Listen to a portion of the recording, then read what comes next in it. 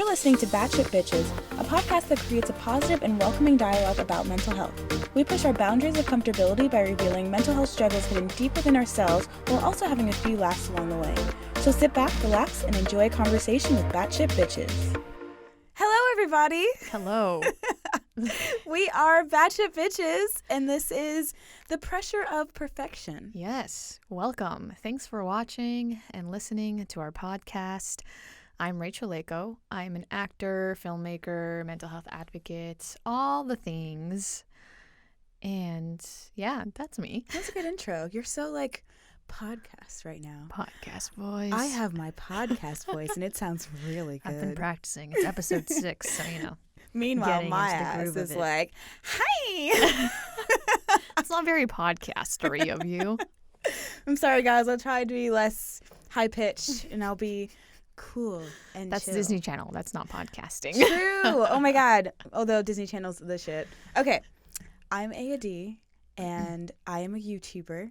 And I mostly teach people about witchcraft and paganism and the occult, but I also teach people how to love and be loved and be one with yourself and accepting people for who they are. Because I'm different and everyone's different, and we all just are a different pot of people that need to learn from each other. Mm-hmm. Yes, we are. And disclaimer, we are not mental health professionals. We are just people. And we are sharing our experiences with mental health and mental illness. If you think you need to talk to somebody, please talk to somebody. See a mental health professional. We are not that, but we are going to share some of our tips and tricks and things that help us. And maybe they can help you. If not, that's okay. Yeah, you never know. You never know. So, in this episode, we're going to be talking about pressure and how, us feeling like we need to be perfect all the time affects us. Mm-hmm. And the first question that we have is the general, what are you working on right now for yourself and your career? I'm working on a lot of things. What am I not working on, honestly?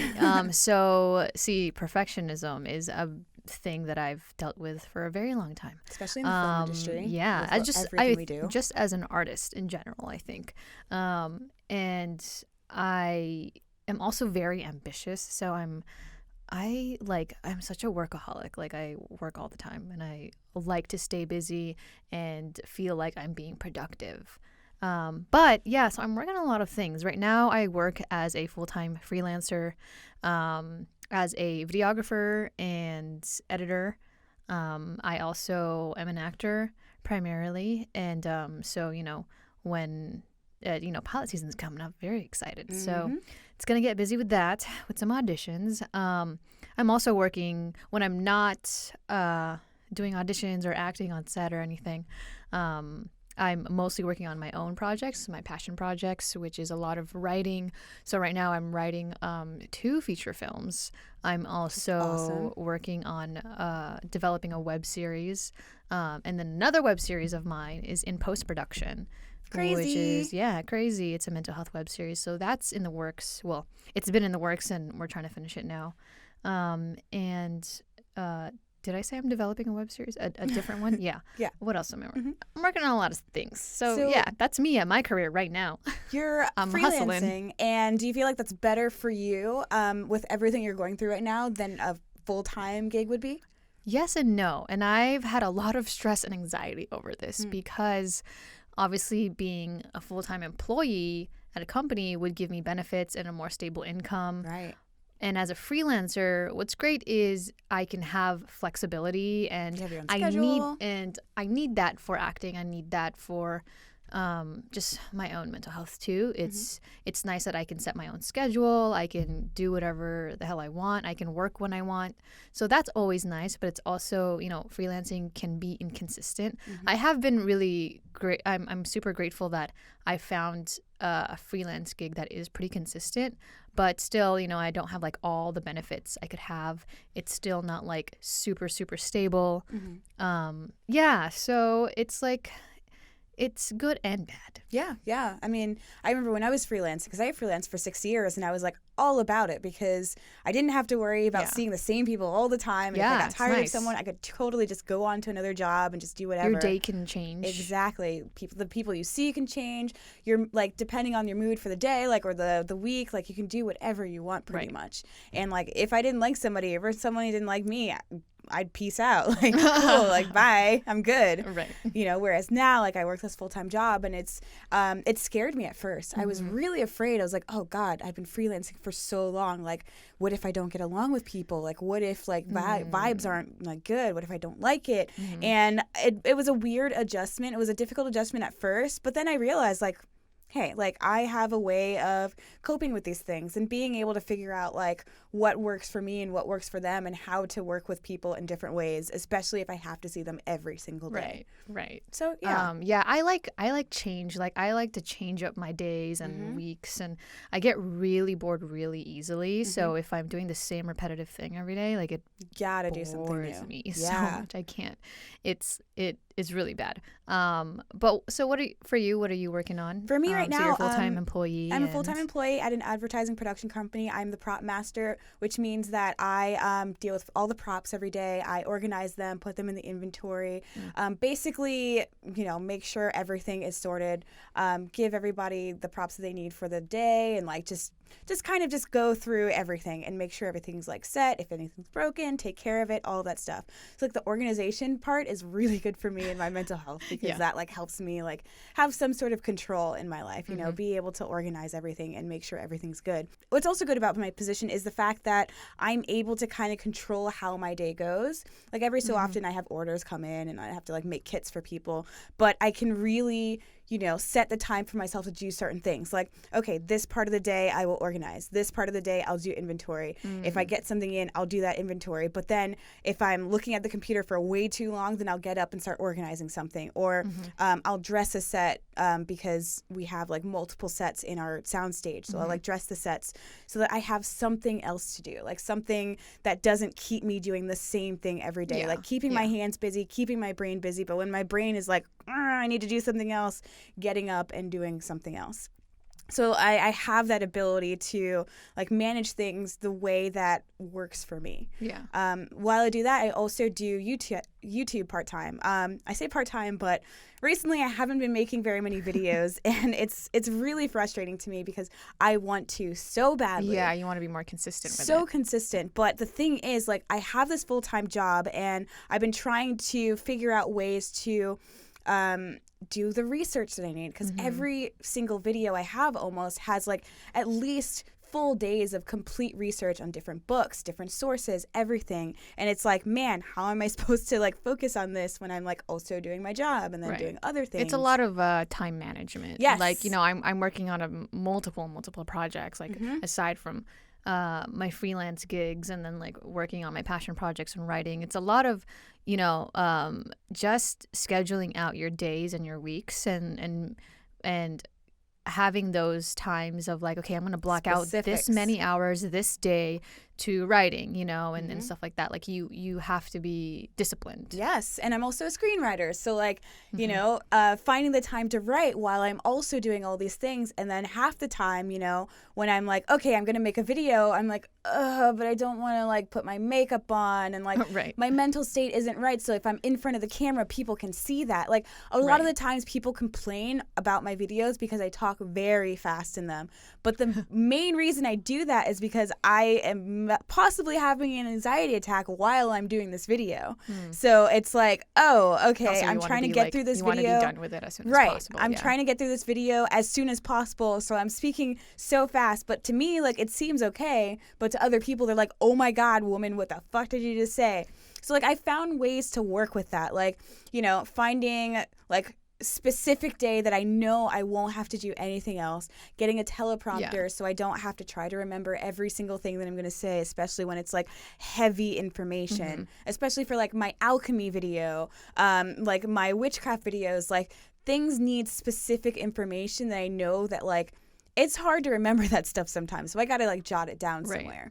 So yeah, just like little things like that. But it's been a little difficult for me to figure out like what I should be doing at what times, because Yeah. I have so many different things that I'm doing and want to do. Yeah. Well, what helps me is like before the week starts, I always sit down and I like have my journal, have everything that I'm like, okay, these are the projects that are a priority. So you have to like, this works for me and maybe for other people, but like just trying to figure out like what your priorities are at the moment. Like this is what needs to be done now.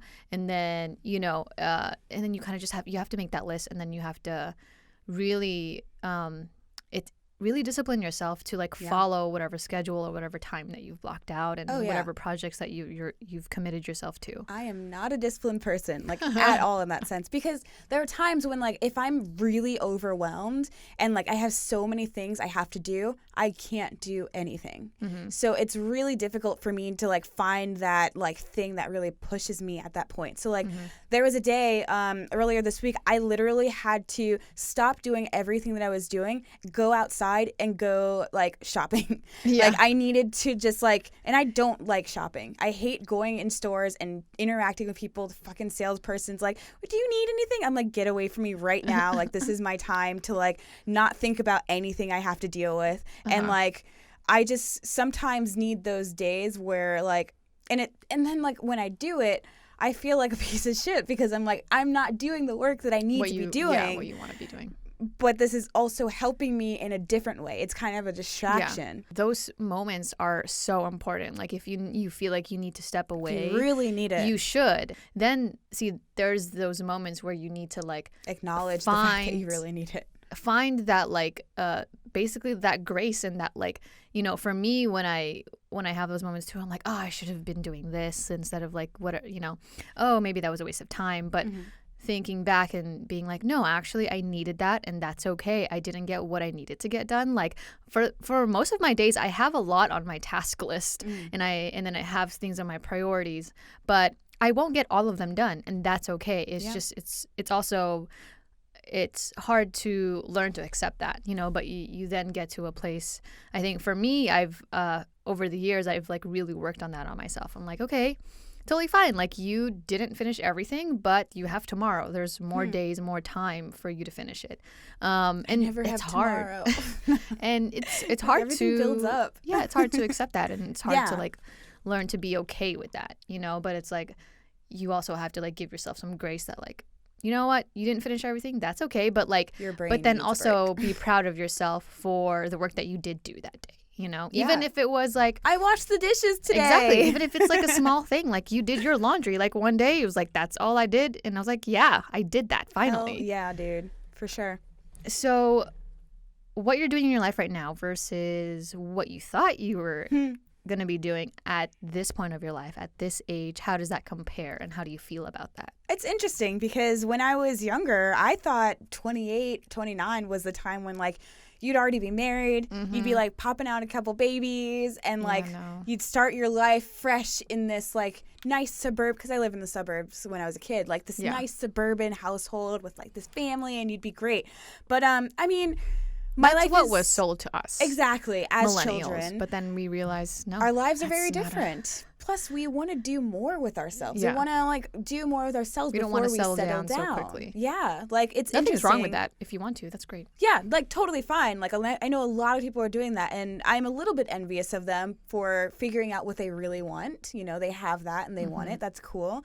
But like for me, I want to establish myself before I do any of that. So like, it's funny because I thought 28 was like the perfect age for, settling down, because, when you're like having kids at 40, you're going to be 60 when your kid turns 20. Right. And I'm like, I don't want to be that like awkward age, like when my kid turns that old. I want to be still interacting with my kids, still having fun, like still going to bouncy houses and fun, like, having like water balloon fights Still with my kids. Like I want to be able to relate to them. I don't want to be falling apart and everything. And it's hard for me sometimes thinking about it, because I still think, man, like, when am I going to get to that point? But also, I need to be stable mentally, emotionally, like financially before I even go there. Like, I can't imagine myself at this point in my life, like actually doing that, because having a I family.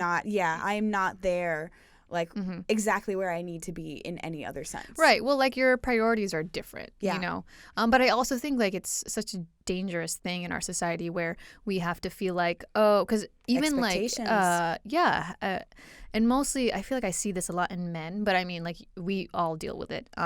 But having to feel like you need to have all your shit together in order to provide for your family, when really like you don't need to. Like if you want to start a family and you feel, and you know, obviously like there are still a lot of factors to that, like do you have enough of the finances to like, you know, actually build a whole family and do all those things.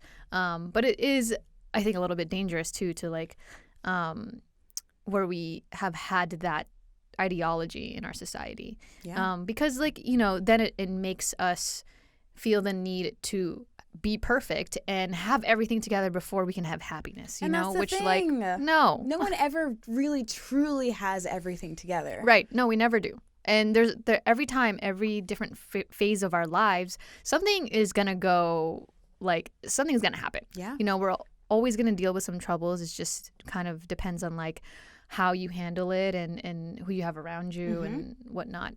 But yeah, like we're always gonna have some trouble. Yeah. But I never actually imagined myself being married. I just like having a partner, having someone where we raise children together and do stuff. Like the idea of marriage to me always seemed a little like iffy, like weird. That's okay. Like it's, some people just you could putting still have a the family law without in your like relationship. being married, you know. Yeah. So like that's the idea of what I had versus like what I am now, which is still trying to figure out my career and my goals and everything. And yeah, I have a lot that I want to do. Like at some point I want to start a school. So I have to like figure out how to do that and like, you know, whether or not I should go back to school and, you know, yeah, you're just at a point where like you don't want to settle down yet. Right. I'm not ready for what I thought I was going to be ready for at this point in my life. Yeah. But that's totally fine. Right. I will be eventually. And hopefully I won't be too much older when I have kids. Much older. I don't want to be. I want to be sensitive man. because age isn't really that big of a deal to me. But it's also like to a certain degree, like women have a bit of a timeline. Right. Because of ovaries. Shit that we have to deal with. Of women things. It sucks. So yeah, I don't want to like lose my chance. Like, right. I have no idea like if I'm even like fertile. I know. I was thinking about any of like, that should I stuff. get my eggs frozen? I need to like, get should something I go checked do that just to make sure like I'm still like. Should I just in case, like, let me go freeze my eggs? Yeah, you know, really I don't know. Never fucking know, man. You never know. Yeah, I don't know. Like, for same thing with me. Like, I'm definitely not where I wanted to be at this point of my life. I'm in like my later 20s. Oh Lord. Later 20s. Who are you? Late 20s. I don't want to say how old I am. Late 20s. It's really not that old. But yeah, like. I thought, you know, by the age of 25, I'm older than that. 25. But, you know, I was like, by the age of 25, I'm going to have all my shit together. I'm going to have, you know, I'm going to have a family or at least like have like a partner or like have this was when I was younger. This is not what I was like, wow, what was I thinking? I would be like so successful now, like my career is popping, like I'm at the height of everything, and that is definitely not what happens. You know, you have all these ideas and people don't tell you that either. Like right, they don't. When you're younger, they're not like, really... don't have those dreams. Like that's not gonna happen. Like be realistic with us when we're children. We can do anything we want to be. We can be anything we want to be, but also let us know that it's going to take a while in our 20s for us to figure it out. Of course, yeah. And I thought like I would be so just like financially stable and just super incredibly happy, not dealing with mental health issues and all that stuff. But of course, you know, life is not going to go the way that you plan it. Yeah. Never. It never does. Of course, you can plan as much as you'd like, but it's never going to go that way. And then you have to like it. Well, knock on wood. Never say never. Well, you have to be malleable. You're too, just like destroying people's dreams. Well, you're never gonna get anything. No, it's not like you're never gonna get anything, but it's like your life is gonna throw curveballs. Yeah, but like constantly. you're still gonna be able to like achieve what you want to achieve. But you know, sometimes it may take longer. Like for me, that's what I realized, that I am not I am going to get to where I want to be, but probably not the way that I planned it. Yes, you that know, is like very important. I've never doubted the fact that I will get to, I mean, granted, there will definitely be days where I doubt myself and what I'm doing and where I am. But I know that, like, even in the midst of all that stuff, trying to navigate, you know, you think that like the road is going to be straight, but it's really not. No, it's all kinds of curved and fucked up. There are cracks in it. But it doesn't mean that you can't get there. You can still get there. Yeah. It just might take longer. It might, So I literally had like, for me, I get a lot of like, because I'm such a perfectionist and I'm very ambitious, and so where I am in my life right now, I literally had an anxiety attack like the other day because I was thinking about like all the things that like I am doing and what I still want to be doing and all the things I am planning to do that I haven't done, and I was just like so overwhelmed, and I was like, yeah, this is like not where I thought I was going to be, but you know what, like it just all these thoughts just like kept like so much anxiety, and I literally had an anxiety attack, and I had to like, you know, take a moment to like, I had to leave a place, and I had to like just calm myself down and take that time to remember that, like, you know, it's hard because then in those moments I will speak so harshly of myself and be like so critical and being like, yeah, you're not where you want to be, like you're not good enough, you're stuck, like you what suck, are you doing? like, why are you doing this to yourself? Constant. Who are you? Like, you know, all those horrible thoughts. But then, you know, I just like had to take a moment and be like, okay, it's fine. It's going to be all right. And just being, it's really, really difficult to get to the place where you have to accept that and accept like, okay, I'm not there yet. But then also having that, like, that grace and self-confidence to be like, I'm going to get there. You're working towards your goals. Right. Actively. Exactly. But yeah, that's kind of where I'm at now is in how I'm feeling in relation to that. And I've learned that it's, you know, I've accepted it and it's totally okay. Like, as long as I know for myself that I'm still working hard and hustling and working on things that matter to me, that are important and impactful, I know in the long run it is going to be worth it, you know. Completely. Yeah. There's still a lot of work to be done, and you know, it's a constant, like, people always see on my social media and stuff, and they're always commenting like, wow, you're like always hustling and you're working on so many things. Like, you know, this month I'm like trying to write 2 features, and one of my friends is like, wow, you're killing it. And I'm like, yeah, but I kind of like had an anxiety attack the other day. You know, so it seems like, wow, I'm so productive, I'm doing all these things. It's like, yeah, these are my plans and this is what I want to do. But at the same time, it's also taking care of yourself. Yes. Knowing like you have to pace yourself and you know, because sometimes I feel like, oh my God, I have to get all this done like right now, at this moment, right now. And that's a lot of pressure on yourself. Right. And like, man, like I put so much pressure on myself all of the time. We put pressure on ourselves the most, more than anyone else. Like, I'm always like, you have to do this perfectly. Everything has to be there, right, done. And I can't let anybody else do it because I have to do it because I know how to do it perfectly. And then everyone else expects you to do perfectly because you've been doing it perfectly. And they expect the same amount of work that you've been doing, but like once you get overwhelmed. But really, it's like we think that other people are like thinking that, but it's really ourselves. It's probably mostly us. It's us. Like, we think that like, oh my God, like all these people are, you know, expecting these things or to be perfect or whatever. Like, but really, it's just us.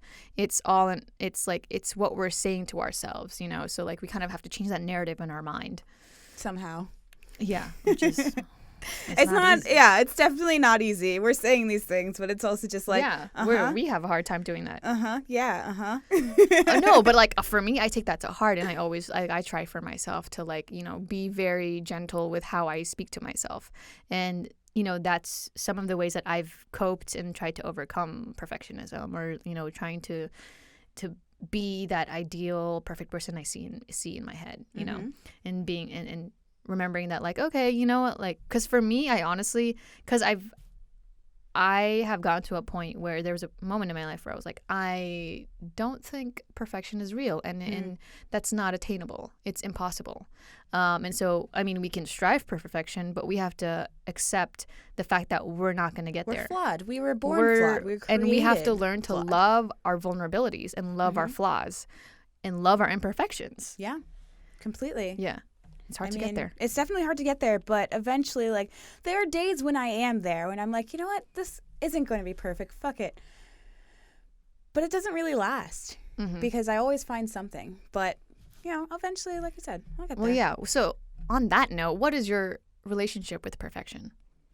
And maybe like if you have, you know, share a moment when you felt the pressure to be perfect and how you handled that. How did that impact your mental health? My relationship with perfection is that it's very abusive. It's toxic. It's so toxic. Like, okay, so it's very toxic. I mean, for the most part, every single day, I feel like I have to do something perfectly. It could be anything. So at my job, like I said, I organize a lot. And one of the things I do and try the most is know where everything is, like almost at all times, even though I have like 10,000 props to deal with. So like I have these makeup items that I've been organizing, kind of like, you know, retail shelves, like organizing them so that I know like how many we have, so I can also do inventory while I'm organizing. And so there was this day where I just kind of needed to be in a corner, like not like around much. So I organized about 300 different makeup items, all individually perfectly aligned, each in a row, so I knew exactly how many there were in exact lines, like dominoes in a way. Yeah. And I was like, this has to be perfect. I stepped away from it, looked at it, and I saw one was slightly off kilter. So then I went towards it and perfectly aligned it with everything else. And I said, that looks great. And that is my relationship with perfection. And if anybody were to move anything that I had just decently, fully perfected, I would probably pass out. Oh my God. So it's crazy because, I don't know, in my childhood, I was kind of, our house, my mom was in the military. She was a Marine. And with that comes the perfection. Like, everything has to be done in such a perfect way. Our house was basically like a museum. You couldn't move anything. Everything had to be dusted. Everything had to be perfectly in its spot at all times. Everything had to be cleaned at all times. So it was kind of like whipped into me, like beaten into me. Like, you have to do this right. Like, whenever I have someone over at my house, whenever I have my own apartment or something like that, I always have to clean it to where it's absolutely stunning. Everything is sparkling clean. Otherwise, I can't function when people are around. It's like that sort of thing. Like, it always had to look better than it ever had when other people came over in my personal or my house, like when I grew up, and in my personal homes. So it's one of those things that's been ingrained in me for so long that it's there. Like, it's just kind of in your nature now. Yeah, because it's in my nature now. Yeah. It's the same thing when, you know, I wash dishes every morning. Everything has to be like perfectly clean. Otherwise, like, why would you put that away? So yeah, it's it helps, but I don't know how much. I think it also hurts because it's a lot of a distraction from what I'm actually going through, and it's a way for me to cope. But I don't know if it's necessarily the most healthy way for me to cope because it's so easy for me to have a freak out moment when something is off balance in that sense. Like, if someone moves something, I'm just like, oh my God, it's like a trigger, quick trigger. Yeah.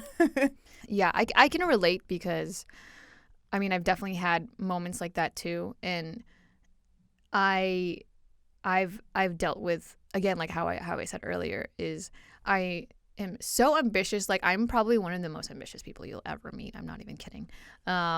And I'm also competitive. Like, I am very competitive. I will never compete with you. And then there's like, you know, there's a perfectionist aspect of it, and then there's like, you know, dealing with anxiety and depression with bipolar disorder, and it's like all those things are such. It is like it's a tornado. It's a very dangerous mixture, you know. Danger zone. It's a dangerous combination, yeah. But the thing is, see, I used to be really, I'm still very ambitious and all that, and I still deal with anxiety and depression and all those things. But then one thing in that formula that I've actually gotten rid of for the most part is perfectionism. And when I was younger, growing up through like my teens and like young adult life was, I was really clinging on to perfectionism. And then, I don't know, I think it was just when my mental health was like really, really bad, I realized that perfectionism obviously was not helping me at all. Yeah. And I knew that was something that I had to break down. I was like, this is not serving me. This is not healthy. It's obviously a way that it triggers my anxiety.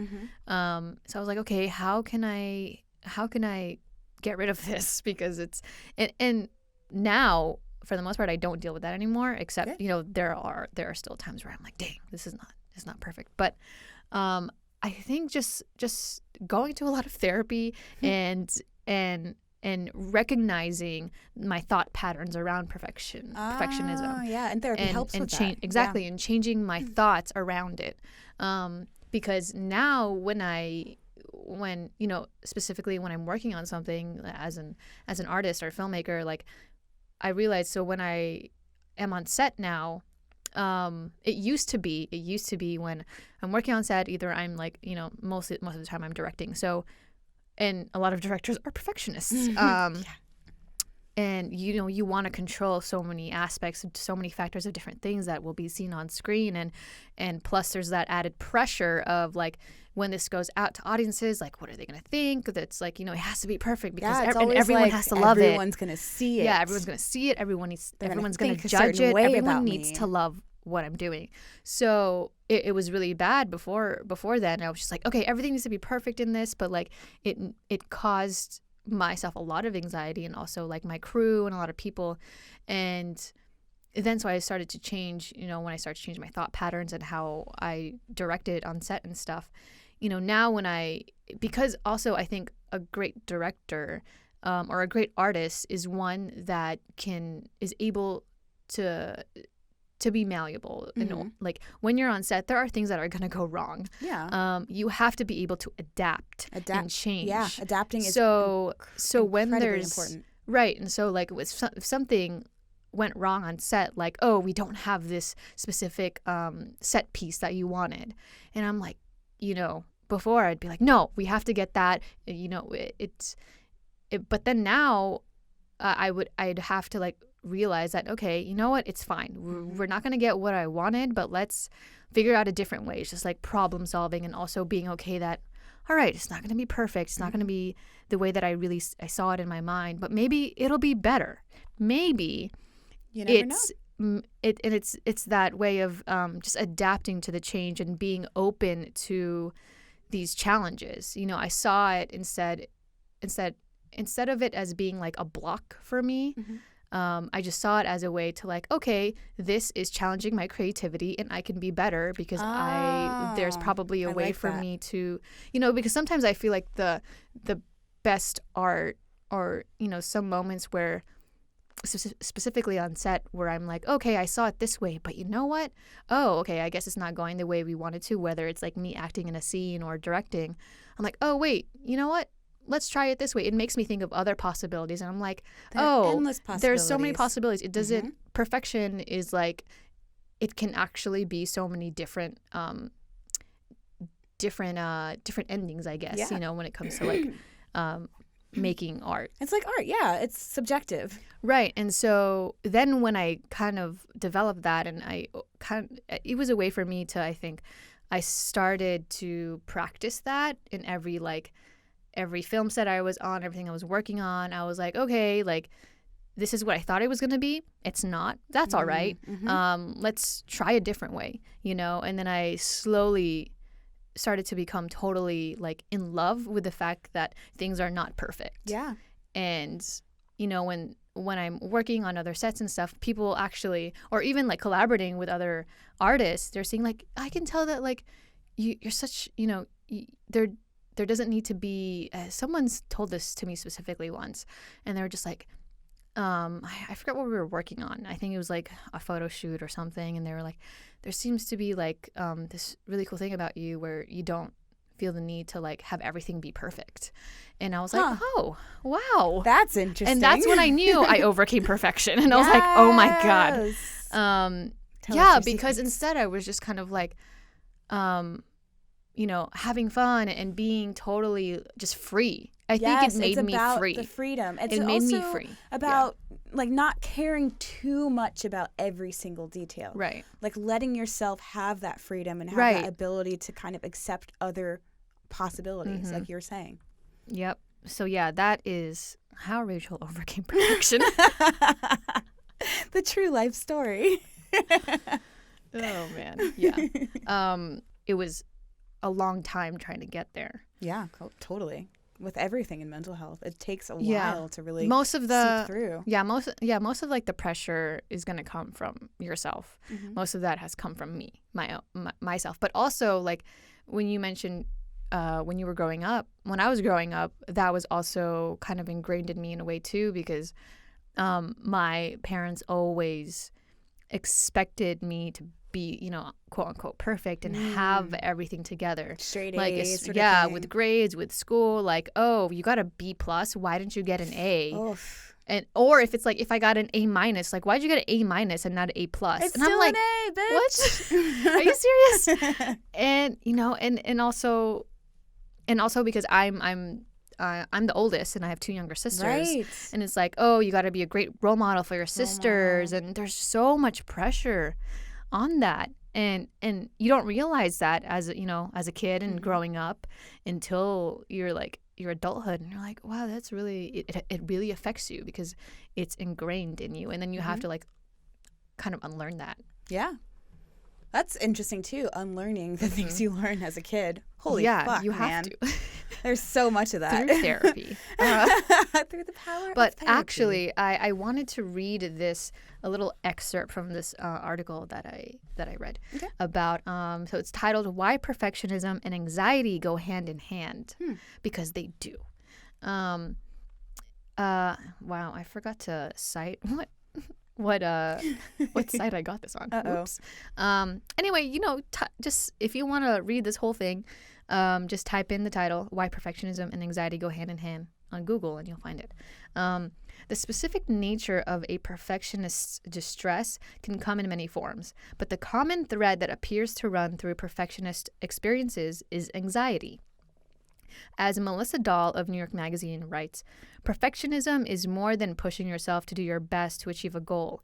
It's a reflection of an inner self mired in anxiety. They're facts. The pursuit of perfection becomes a maladaptive way of coping with the distress of anxiety. And perfectionism itself further fuels the anxiety by creating high standards that the anxiety may prevent you from achieving. Facts. Damn. Yeah, that's basically everything we're talking about right now. Holy shit. And so it's this like vicious cycle. So how do you get out of it? Because perfectionism fuels anxiety, anxiety fuels perfectionism is like, what do we do? That's my brain in a nutshell. Yeah. So it's like, you know, trying to find healthy coping mechanisms and healthy ways to,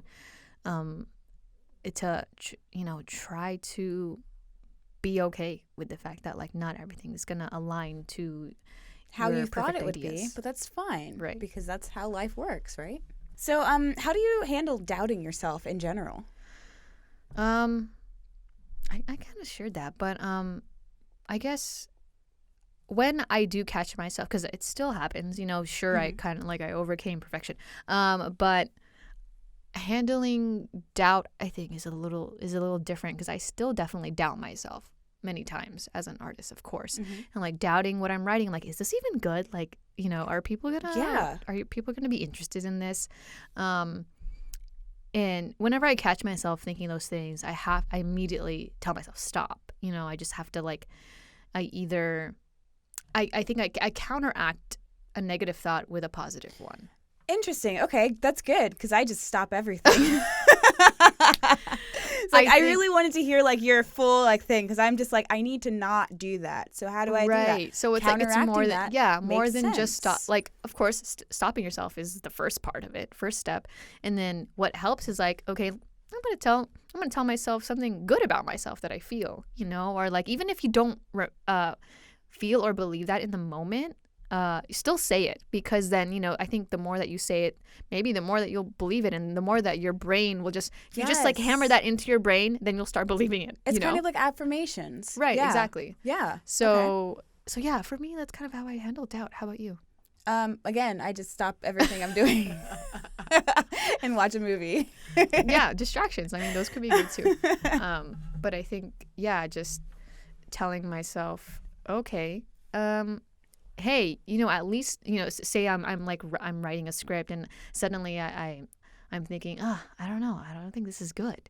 Then no one's gonna like read this, or no one's gonna finance this. This is never gonna get greenlit. Like, why are you even writing it? You know, and then I'll just try to stop myself in those moments and say, at least you're writing something, you know, like, wow, so many people say that they're gonna do something and then they don't. And you're actually like, look at you fucking badass. Like, you're actually, and then I start talking to myself like that, and I'm like, you're a rock star. Like, what the hell? Like, write that shit, you know? We need to keep telling ourselves things like that, or saying it in that way, kind of like our friends talking to us. Exactly. Sort of like, thing. what would your friend tell you? Yes. You know? And then if you can't think of anything for yourself, go talk to a friend and let them give you that pep talk, you know? Hell yeah.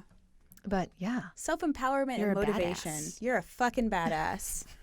You're Batshit, but you're a badass. Exactly. Exactly. So let's talk about perfection and social media. Oof. Yeah, because that's a big thing. Social media. That's a thing that's been happening. Yeah. For the past couple of years. You see it a lot in social media. Everyone like having a good time. They're traveling. Right. They look damn good. Like they got that filter on and they looking good, girl. You know, those booty shorts, just hanging out, like all of that stuff. But you realize when, you know, you're a real person, that's not how your life really is. That's how you're projecting it out onto the world. Things are filtered. Things are, you know, you're only showing the good parts and good moments of yourself and your life. And so it's a little sad because like you want to see the real version of people, but you don't get to see that. Yeah. But there's also the aspect of seeing other people and wanting to be like them, or not comparing having yourself what they have to those people. Yeah, and then feeling bad about yourself. That can be very unhealthy. And that happens a lot with me because, you know, as a YouTube creator, I see all these videos that people are creating and I'm thinking, holy crap, these are fucking amazing. Like even people in my field, like, you know, the witchcraft and everything, like their videos are so much better than mine. Like that's what I'll say to myself sometimes. And that prevents me from being able to make videos sometimes because it's just like, why am I even trying? Why am I doing this? Because someone else is already doing it and they're doing it better. And my videos are like, I think to myself sometimes like, oh God, my video was terrible compared to that. Yet you have thousands of views and subscribers. Yeah, so. it's like, Lies. I need to stop telling myself those things so that I can just keep going. Ooh, lies that we tell ourselves. Lies that we fucking tell ourselves. Maybe we should also title this. That's a subtitle of this. / parentheses. But it's like, it's one of those things where it's like, I'm not the greatest editor. Like sometimes I do stumble on my words. Sometimes I do like have anxiety in my videos and I speak really fast. But that's just how I am. And I have to accept myself for that and just freaking push forward and keep making videos. Yeah, and people still watch it. So and people still watch my videos. You gotta keep freaking doing it. Keep making it. Yeah, I don't compare myself to people anymore on social media. Good. I obviously used to a lot. And there are times where I will slip back into it. Like there will be like a quick thought of, oh my God, wow, like they're doing amazing or they look amazing. Like, what am I doing? You know, I don't compare to that. But, you know, immediately I'll try to stop myself. And I think because I've gained more self-confidence throughout the years and because I've been working on myself, like that's why I don't really care anymore. Like I don't care about like, you know, having to I guess in a way I said that I was competitive, but like not in a way where, oh, I want to compete with this person because like look, they have like this perfect life on social media, when actually I'm so confident and I'm happy and I love what I'm doing, you know. That's good. So it's trying to get yourself to that place. You know? Having the self-confidence to just persevere. Right. Yeah. That's interesting Which too. is a lot of work. It is because after I realized when you said that, after the depression I had for 6 months in 2018, I realized that my self-confidence was like nowhere. And it was the strangest thing because I used to be so confident. I used to be like, nobody can fucking like do anything the way I do it. You know, I'm fucking amazing. Right. And I realized, I don't know if it was like the people I surrounded myself at the time who also weren't confident in what they were doing. Like, you know, broke artists that really aren't doing anything with themselves and like whatever.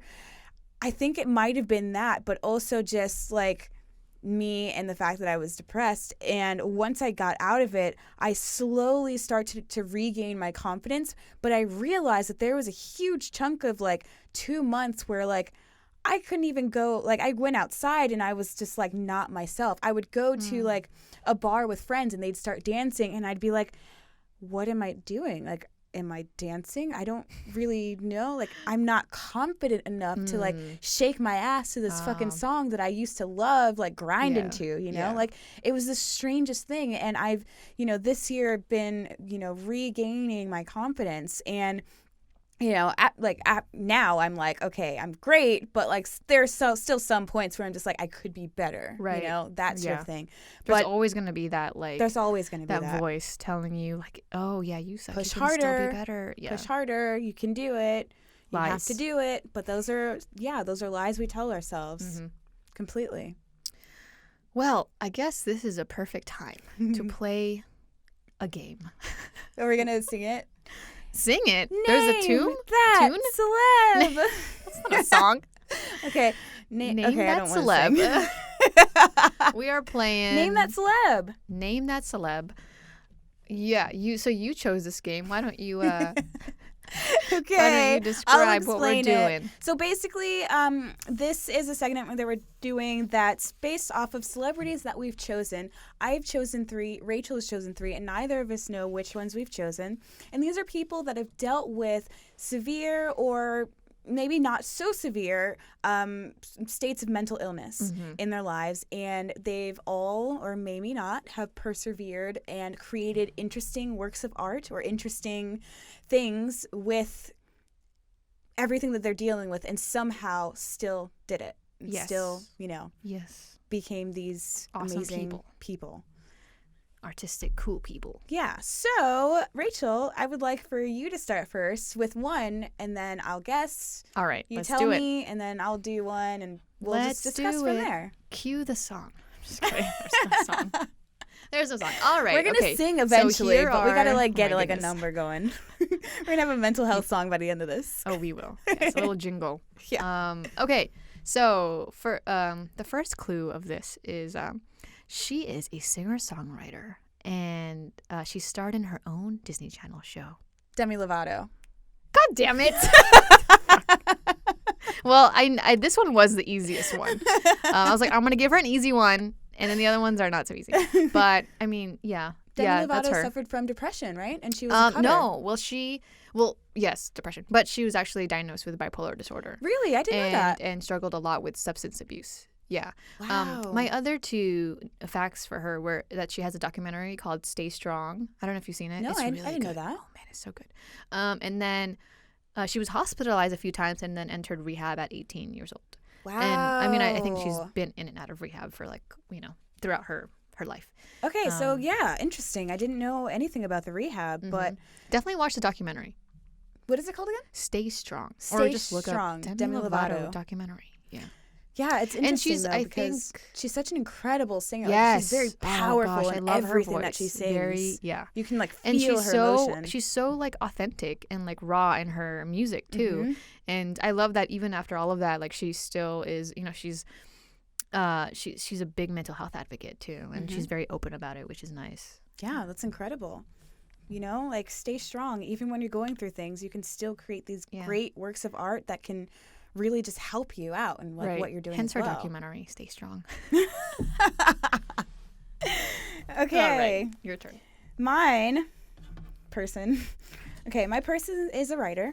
All right. He or she struggled with depression after his or her 5-year-old daughter died of leukemia.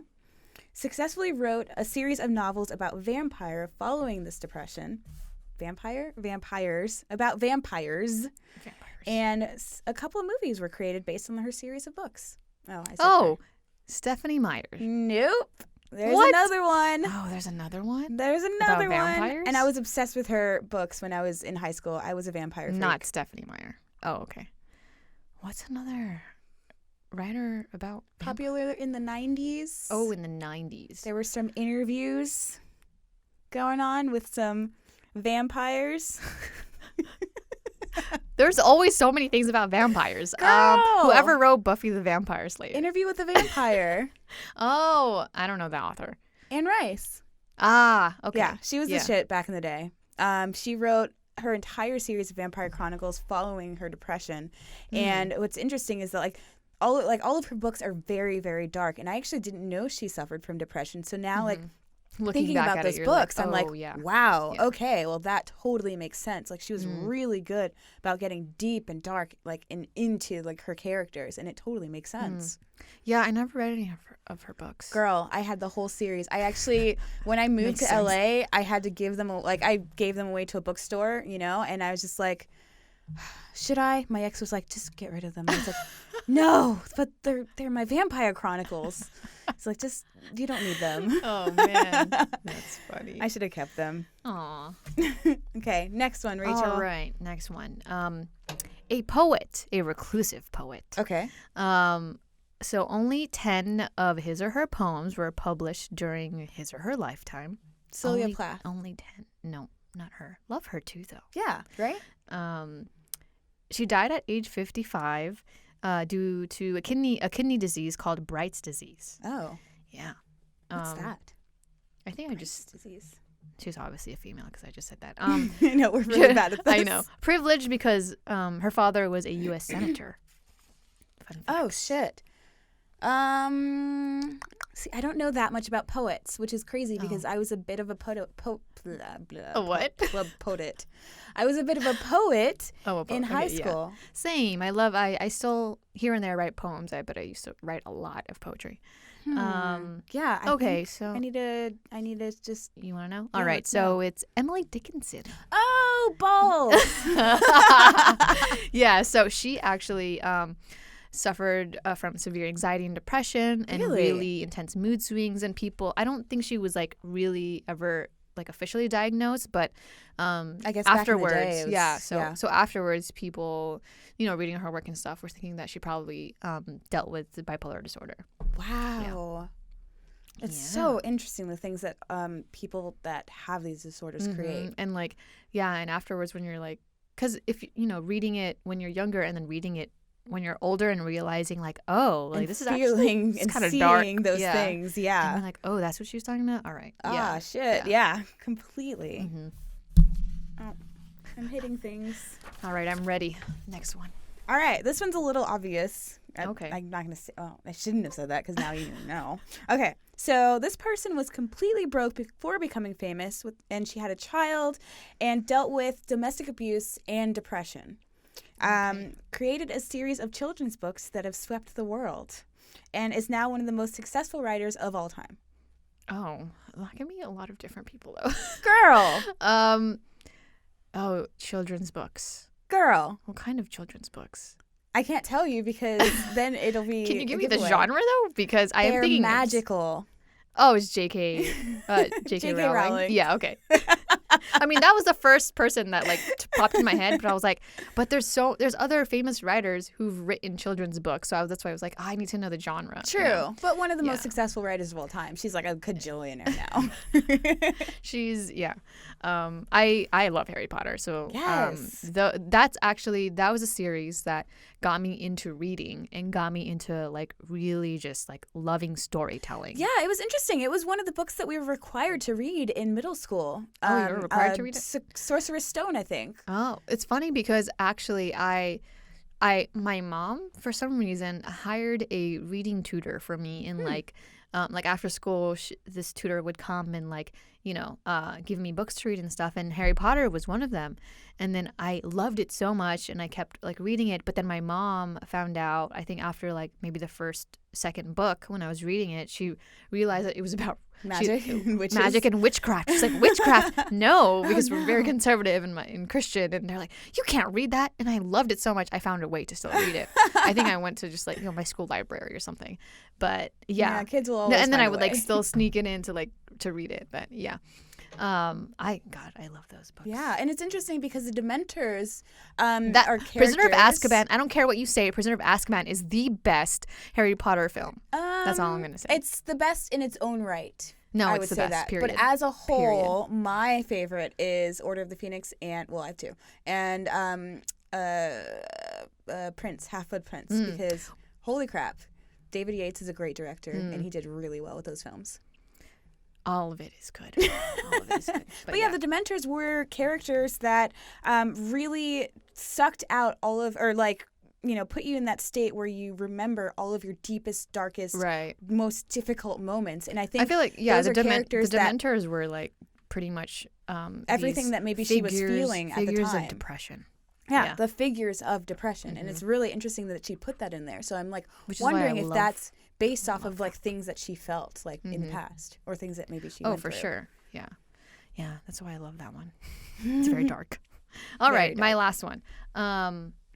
Wait, what? Oh, I gave myself. No, because I gave myself like an extra one just in case we. See, I was gonna do that, but then I was like, nah. I was like, why do I have more? All right, dang. Which one should I do? Should I do a good one? They're both good. All right, you can do both. Well, all right. Do you want to do a poet? I have another poet, and then I have an actress. I'd say actress because I don't know poets very well. All right. Well, then that would make it whatever. All right, this is fine. Okay, so this is an actress and singer on many television shows. She's played a detective before. She's played this Arizona gal, J-Lo? Rebellious Arizona gal. No. She left Tisch School of the Arts to star in a Broadway Lady musical. Gaga. Oh no, that's not Lady Gaga. No. She went there too. Yeah. So was Lady Gaga in a Broadway musical? Probably. Oh, actually, I wouldn't doubt it, but I don't know. Okay. So she also loves Jennifer sloths. Hudson. This is a big giveaway. Like she I'm loves sorry. sloths. You don't know? What does that mean? She's like one of the like most Ice Age. She's one of the probably no, but sloth? but like real sloths. Like she's obsessed with them. That's cute. Okay. She also has a lazy eye. So just like random fun facts about this actress. No, because everyone knows this. Rachel, don't it's not based on her looks. No, but everyone knows this. I know, but I'm just giving fun facts about them. Just kidding. You gotta. I don't see these things in people. The sloth one though. That's Lazy eye. She's played a detective. She's played a princess. She's played an Arizona gal who's like really rebellious on this very prominent television show on NBC. Lazy eyes. All right, I'm just gonna. You're not gonna guess. Okay, so it's Kristen Bell. Kristen Bell doesn't have a lazy eye. Yeah, she does. She said it herself. Yeah, she said it herself. I have never seen this. And she does. Yeah. What? Wow, Kristen Bell. But I wouldn't have guessed that. so she was on Ellen, and she has this video. They showed this video of her like literally like crying because her husband. Laughing, crying? Or crying? Like no, crying because she was so overwhelmed, but like in joy because her husband Dax Shepard, for right? like her Dax for her birthday like brought her a real sloth in person and she started hyperventilating and crying. Wow. It's like one of my favorite videos. She's so adorable. Oh man, I love her. Such an incredible career. I love her. She literally has never She's worked. amazing. She's incredible. So she's very open and has dealt with severe anxiety and depression throughout her whole life, and she's a really big mental health advocate as well, and she does a lot of like interviews and is really open about it to the public. So yeah. Wow, interesting. Kristen Bell, lazy eye. No, I'm just lazy eye. Oh no, that's how you're gonna remember her that's from all now I on. remembered from this Lazy entire eye thing. who loves sloths. Kristen Bell. I love her personality and vibe. Like she's so sweet. So sweet. Yeah, those are mine. Oh, wait, you have one more, right? Yes, I have one more, and this one might be a little difficult. Right. So, if you went to art school, you might understand this one.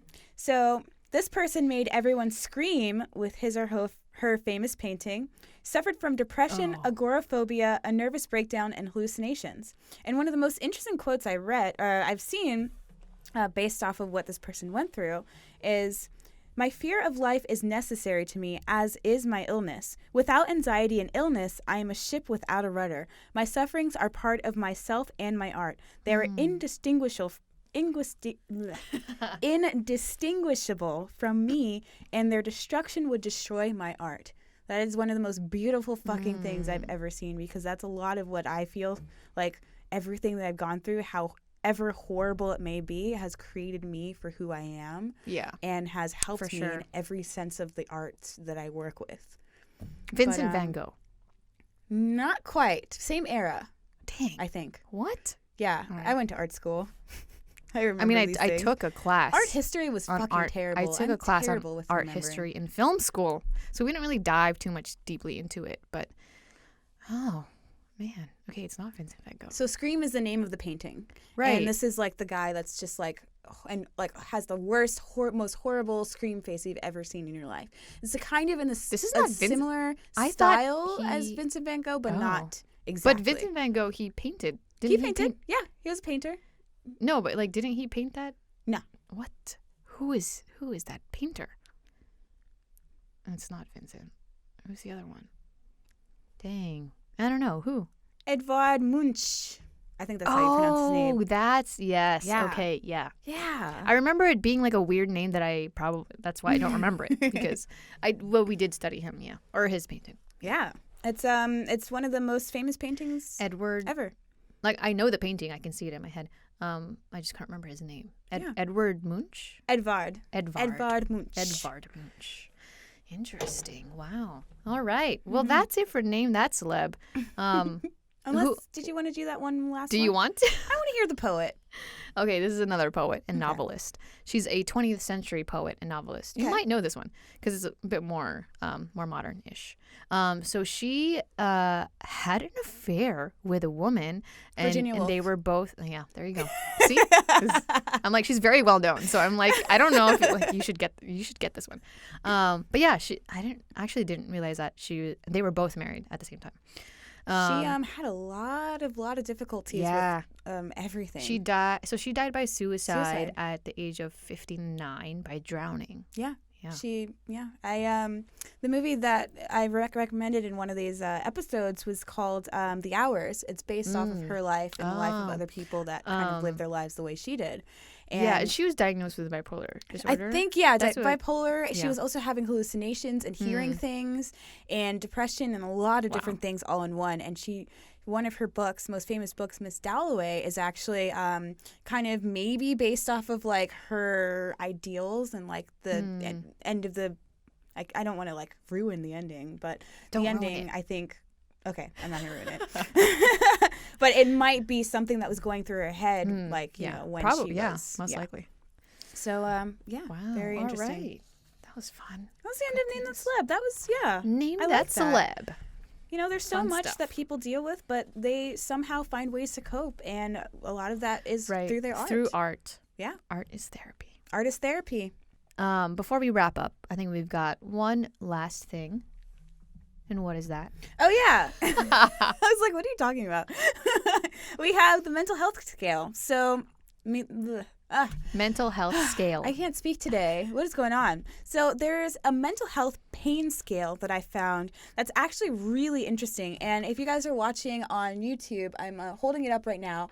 And it's kind of like one of those things that the doctor shows you, like to see how much pain you're in. Like it's from 1 to 10. Like 1 being like you feel perfectly fine, you're great, you like aren't feeling any pain, and 10 is like the most severe thing you've ever felt in your entire it's really life. Interesting because like it also gives it gives you some description of like what each level is. So it's like, you know, 1 is everything is a-okay. There is absolutely nothing wrong. You're probably cuddling a fluffy kitten right now. Enjoy.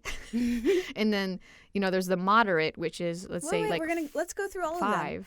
Oh, you want to go through all of them? Let's go through all of them. All right. Yeah, I wanted to describe a little bit of like the faces too. So like the faces are like from 1 to 10.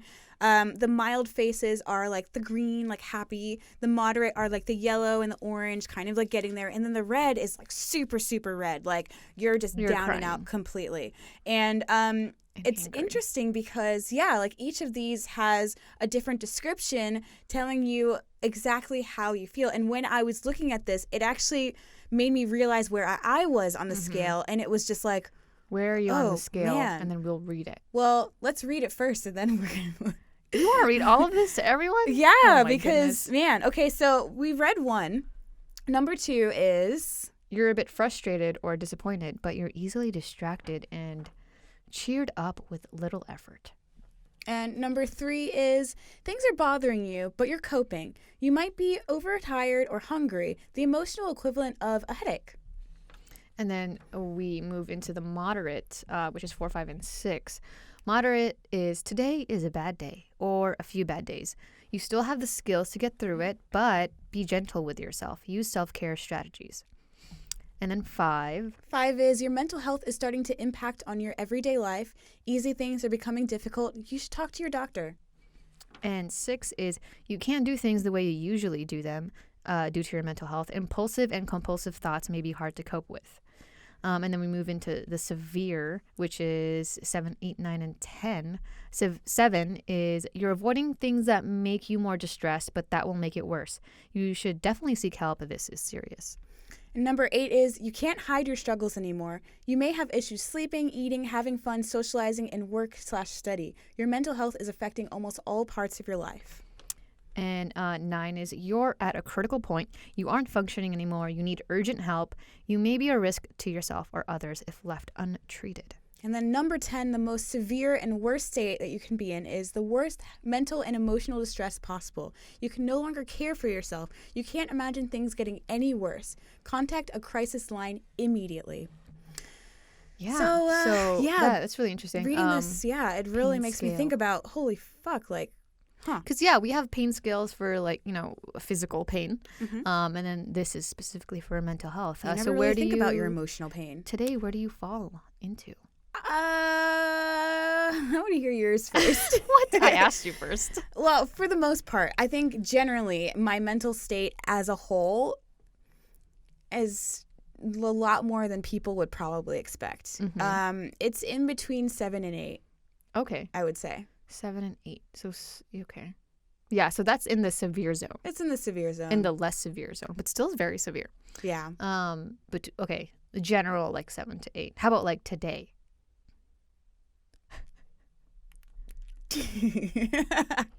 This is a mental health podcast where we're being real and honest. I mean, I'm it still working between- today. So, like, when I'm working, I kind of put myself in a different way, but it doesn't mean that I'm not feeling other things underneath the surface. Well, things will fluctuate on the day-to-day and how you're overall. So, like, just for today, like how... I'd say I'm a where 7. would you say? Okay. Yeah. All right. Still there. still. But, yeah, you said you fluctuate between 7 and 8. I see. So, for me, generally, on just, like, a general every kind of day, I think I would fall in the moderate zone. Probably like, maybe like 4 and 5 is where I'll be.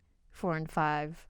But then obviously, like, when I have flare-ups and when I have like anxiety attacks and stuff like that, obviously that's not 4 and 5. That's going to be like 7, Yeah. Yeah. Okay. I think that obviously there have been times where it's like can be more severe, but always depending on, like, if something triggered me or whatnot. So yeah, check that out. It's on see how you Google. It's on Google. Yeah. A simple mental health pain scale. That's what I found. Right. So wrapping it up, what is your idea of a perfect life? Rachel, you start first. I'll say there is none because perfectionism is not real. Well, balls. Like, if and- I could answer it that way. Well, no. I will answer it, but that's my, that's what I'm prefacing is that for me, there isn't like, oh, wow, yeah, this is my quote unquote perfect life because it's never really going to be perfect. But what I will say is, the life that I imagine that I would just be what I am striving for and my goals, it would be to just be like, I guess, working and being like a full-time actor, full-time writer, director, working on things that I love, working on projects, telling stories that I am passionate about and stories that I think matter. Full-time working on that and, being financially stable. Yes, that is and always the having an amazing partner who like loves me for me and vice versa. And then, I don't really. I think I'll definitely adopt, but I don't know if I want to have like my own kids and stuff. Dude, I've thought about adopting, but then I remembered that like there are demon children out there, and what if you adopt a demon child and then you have to live with them? Well, that's why it's a process, and you gotta like get to know them I first. recently watched the Ring, and they adopted, and geez, see how that fucking ended out. Okay. Well then. Remember witchcraft. My goodness. Sorry, I'm being ridiculous. I know. But like for me, telling, as long as I'm telling important and impactful stories that matter, Yes. I will definitely be incredibly happy. Yeah, that's Even though it may be, great life. right now may be hard getting there, but getting to the point where you don't have to worry about money and whatnot. Yes, not worrying about things, but also like being the person that gained everything that you have. Right? Like, Yeah, not you worked hard for it. exactly, not just like winning the lottery and like, oh, now I don't have to worry about anything. Like appreciating what you have because Yeah, you're the and then one that made also, I want to get to that point because I also want to be giving back to my community. Yeah, and, that's awesome. And creating change doing that, telling stories and whatnot. So yeah, Hell how about yeah. you? Sounds great. For me, like my idea is being surrounded by people that I genuinely care about and that genuinely care about me like at the same time, like equally. And I mean, I always tend to say that like I love being in the city and everything, but I think like it's interesting because in the back of my head, I've always seen like myself settling down in like a nice suburban area that's like nice and quiet and clean, nice neighborhood with like everybody like joining together and like, having know if I can live cookouts in and the things like suburbs. that. Like, I grew up in the suburbs. Grew and I up don't in the wanna be there. suburbs, but at the same time, like I might be leaning towards that again just because it was like, it seemed like a better place to raise a family, versus like me living in the city and everything's loud. There's homeless people peeing everywhere and like, people screaming at you everywhere. There are nicer cities in the world. Yeah, I mean, true. Not like, LA. But New York as well. Like, that's the thing. It's like, I need to find a better city or maybe live in an environment that's chill, But, raising a family with the person I choose to be with and who chose to be with me and working my dream jobs and creating things that are created by me and running them and being able to work on those projects that I love and that I'm passionate about and also being able to teach. Like I said, I want to be able to start a school eventually and I want to be able to teach everything I know and find the best teachers and find the best people to do that as well. So yeah, those are my goals, but that's also, the idea of my perfect life is just me being happy with those that I care about and being able to, live the life that I see for myself. Awesome. Sounds lovely. Perfectionism. It's so lovely. Perfectionism is not real. I'm just saying. It's not real, but at the same time, we can strive for you can just, obviously it's good to maintaining our goals. With just like kind of rephrasing that is more of, being goal oriented or like, or these are the goals I want to achieve. This is what success means to me. Yeah. But yeah, thanks guys for listening and watching. Do you have any recommendations today? Oh, I forgot recommendations. Well, I have one. Rachel always has the great recommendations. Or a challenge. But no, today I have a recommendation. It's called Marbles. Marbles, Mania, Depression, Michelangelo, and Me by Ellen Forney. This is a really cool graphic memoir.